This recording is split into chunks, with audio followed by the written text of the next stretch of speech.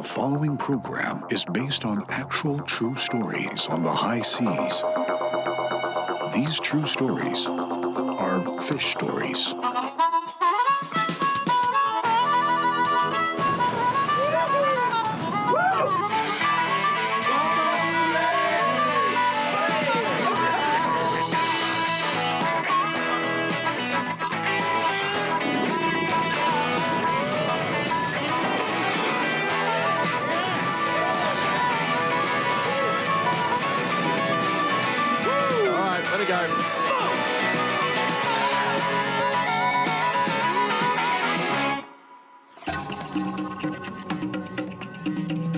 The island of Bora Bora in the South Pacific, a place seemingly forgotten by the rest of the world.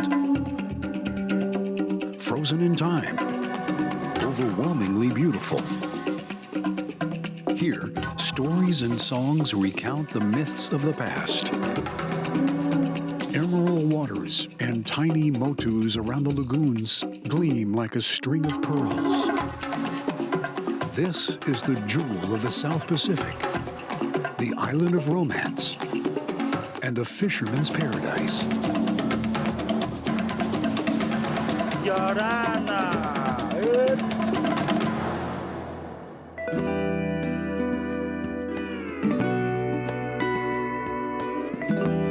The Society Islands in French Polynesia is home to Tahiti and her neighboring islands, including Bora Bora.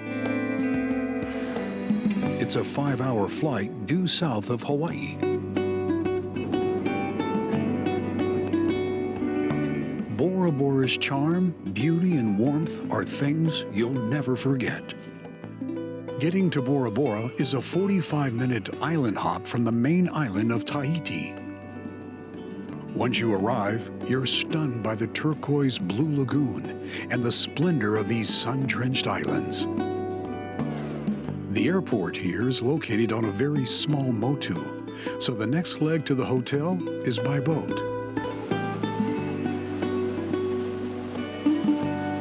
The trip to the resort is breathtaking in itself.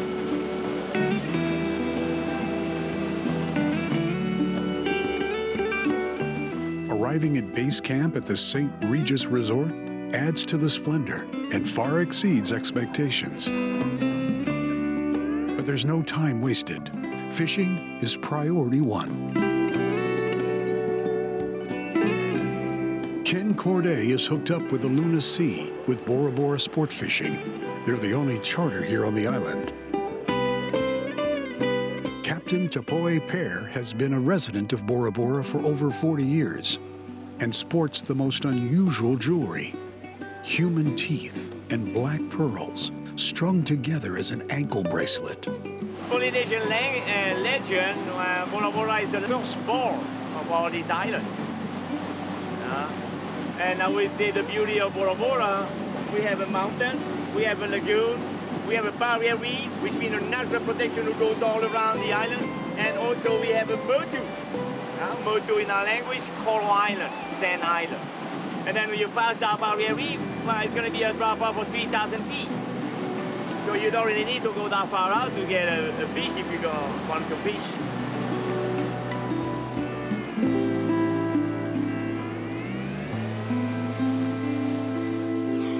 There's only one way from Bora Bora's lagoon out into the deep ocean.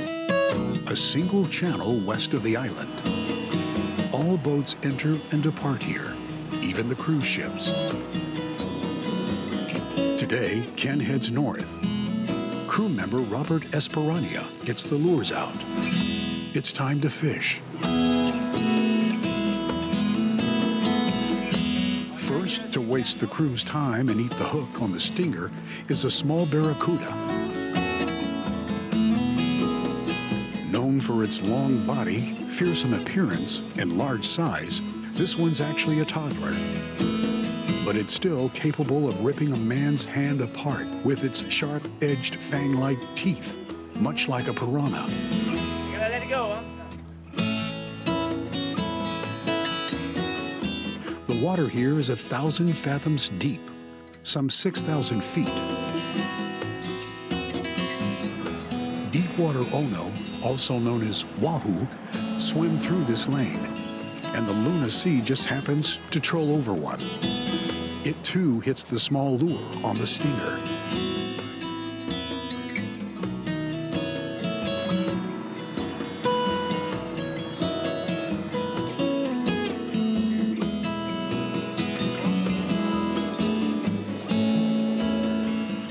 After a 5-minute fight on 130-pound test, Ken gets it to the back of the boat. Estimated weight is about 30 pounds. It's a nice treat and perfect for dinner tonight.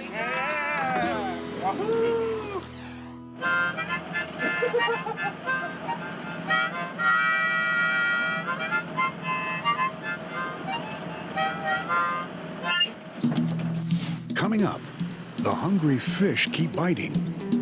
LA music producer Brent Nelson has his work cut out for him in Hawaii. And will Dan Dorr's luck finally change? Tiger.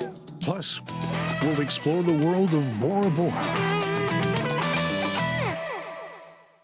Marlin Quest is brought to you by Airmar Technology, the leaders in chirp transducer technology, and by the Royal Kona Resort, an oceanfront landmark in the heart of Kailua Kona, Hawaii. At Release Marine, our custom woodworking facility specializes in handcrafted sport fishing equipment and yacht furniture. Quality, durability, imagination. Release Marine. Always lead, never follow. You've already made a great choice in electronics. Now, achieve sonar superiority with an Airmar chirp transducer. Advanced chirp technology that can find them in wrecks and find them in the depths. That's sonar superiority by Airmar.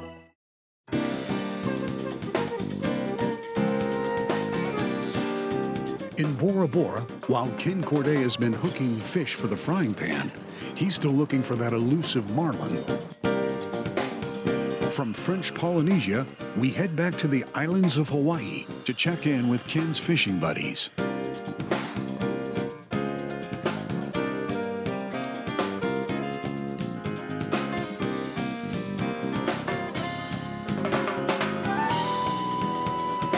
The fishing has been slow this week, and one particular factor stands out. The currents here play a major role in fishing activity. The currents have been off because of recent storm activity. Today, Captain BC is at the helm and pilots the Kona Blue south to one of the island's more popular target-rich areas, Red Hill. There are popular upwellings along the ledges here just off the coast. Dave Crawford and Jason Holtz are today's crew, and it's a change of fortune. The bite starts early. A marlin bites the short corner, and angler Brent Nelson can't wait to get in the chair.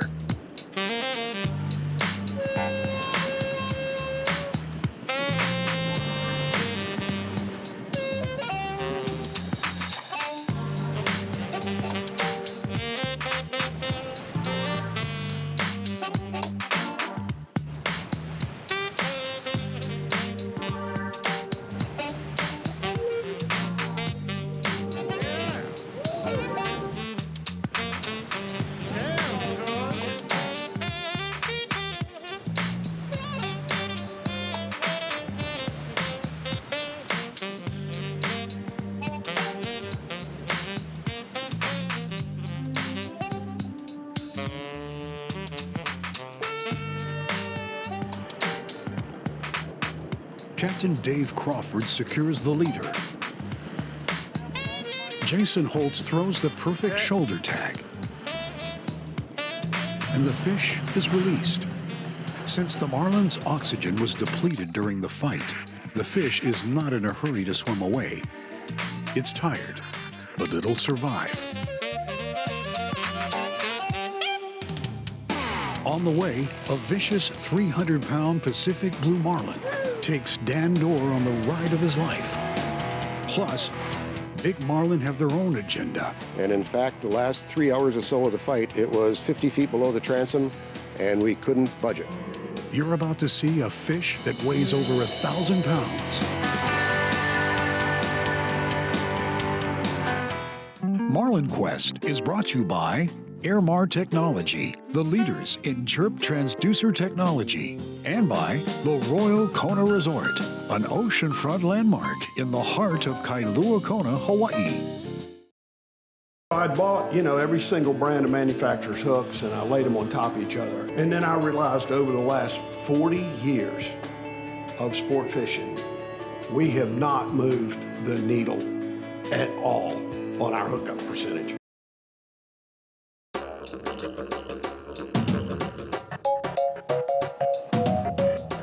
It's another gorgeous day on Hawaii's coast. The Marlin Grando has seen her fair share of giant fish in the day. Captain Bill Casey has been a part of that formula. Today, angler Dan Dorr has high expectations. By mid-afternoon, they've shifted their location to the grounds in Marine Sector, India, just north of the harbor and west of the international airport. A century of combined experience has them prepared for this one moment.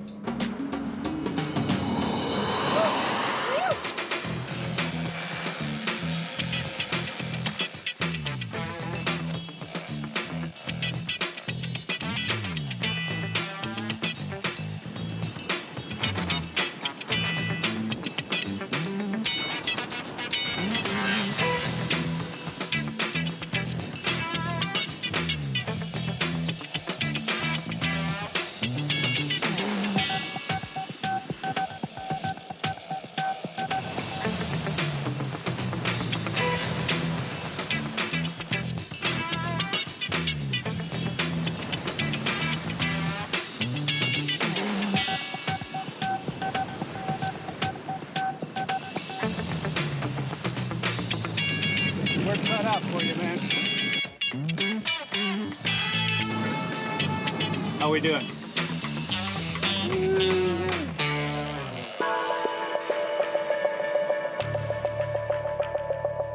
The fish comes in upside down, so they'll need to try to revive it. Crewman Captain Fran O'Brien gets the fish near the transom, and Captain Bill Casey tags it. As luck has it, the fish comes around and swims away. Score one for the crew and the Marlin. Dan feels pretty good, especially since he lost one earlier. This sport is not fair. It's never fair. Little retribution. That's right.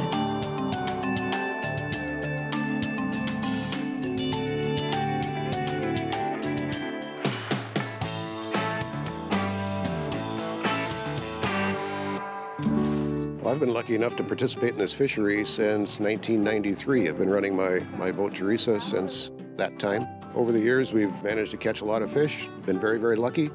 Learned a lot, got a lot of help from a lot of the guys around the harbor.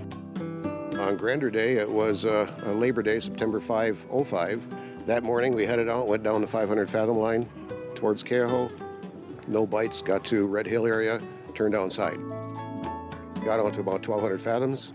Our first bite happened. Marlin about 200, came up in a short corner, jumped up, missed. Set up the lines, went back through the area, was going through, and had double strike. Missed one, hooked one, wound up boating a fish a little over 300 pounds. Set up again, went back through the same area, had another double strike, tagged a small one about 150, missed the other one. And we took a little breather and took a big swing outside and came one last time, and the short corner went off. When we first hooked the fish, it was just screaming line straight behind the boat. It probably was 600 yards away when I saw the fish for the first time. And I think the most amazing thing about that fight, that the fish stayed alive the whole time. And in fact, the last 3 hours or so of the fight, it was 50 feet below the transom, and we couldn't budge it. Sitting there looking at the thing for that length of period of time. The 130 rod I had on the corner that day is a very stiff rod, and we had it bent over like a fly rod for multiple hours. Well, after just under 5 hours of fight time, we finally got the fish. 2 hours later, we were in the harbor. There were 50 or 60 people standing on the dock waiting for us. The fish wound up weighing 1197. We also weighed a 311 pounder and tagged and released one that day. There's really no words that can describe the feeling, the thrill, the sense of accomplishment of actually bringing a fish like that home and putting it on the dock.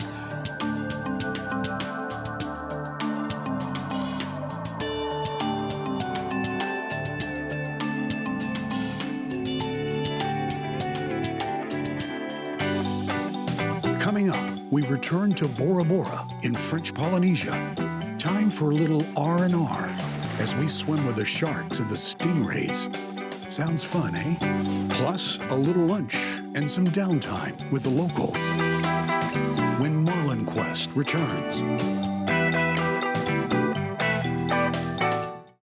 You've already made a great choice in electronics. Now, achieve sonar superiority with an Airmar chirp transducer. Advanced chirp technology that can find them in wrecks and find them in the depths. That's sonar superiority by Airmar.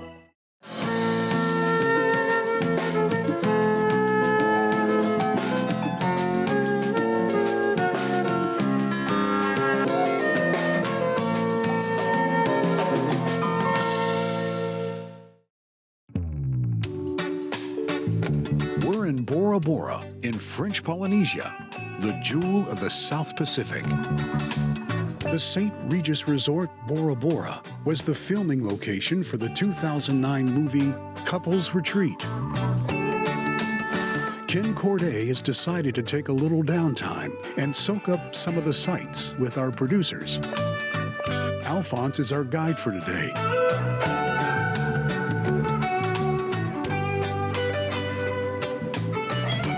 Wherever Ken goes, his fishing pole goes too. What kind of fish? Jackfish. Jackfish. Yeah.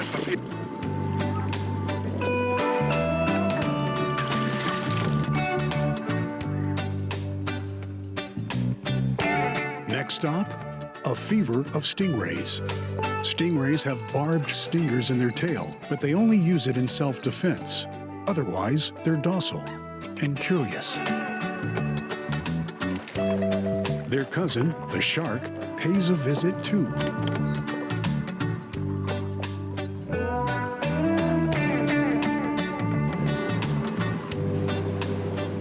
There's no shortage of unique activities and ways to relax here in Bora Bora.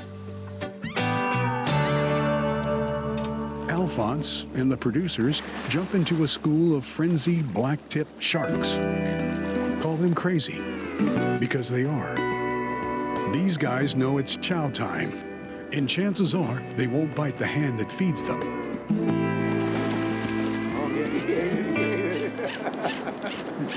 Ken knows a good opportunity when he sees one. You hate the GT. Where there's sharks, there's little fish. Here's a remora. Look at this. This is a sucker fish. Got a sucker on the top of his head, and he attaches himself to the big fish, to the shark, and cleans all the fleas and everything off the shark. Bye-bye. Next, a place you've maybe only seen in your dreams.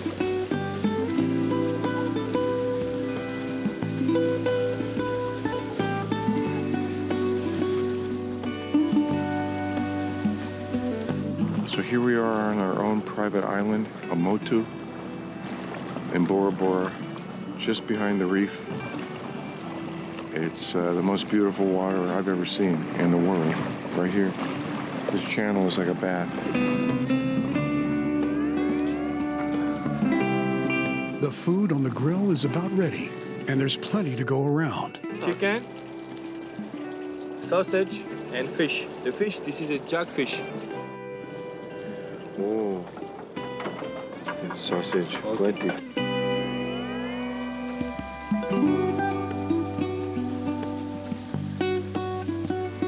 Bora Bora's beauty isn't just the land and sea, it's also her people.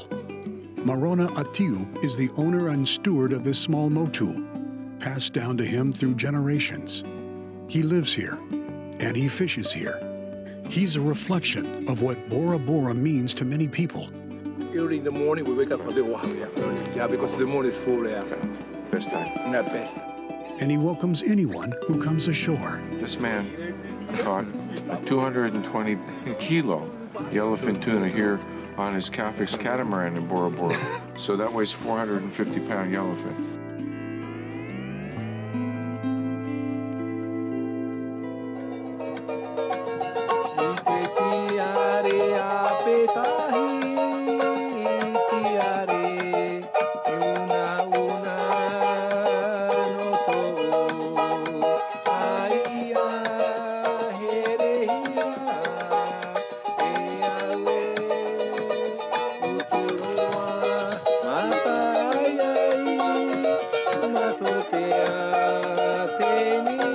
The woman is waiting for you. The guest.